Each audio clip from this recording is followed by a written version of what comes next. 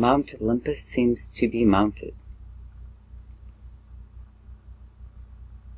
In ancient Greek mythology, the 12 Olympians, the major deities of the Greek pantheon, are Zeus, Hera, Poseidon, Demeter, Athena, Apollo, Artemis, Ares, Aphrodite, Hephaestus, Hermes, and either Hestia or Dionysus. How many of them do you think are in there? Do you think any of them? Because this mount is always mounted. It says that they all lived here. They resided there. Isn't that amazing?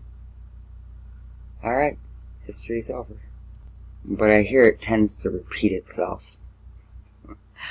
Alright, see you on the next stop. And I forgot to add that Zeus was the king. So, he was the actual head king. Alright.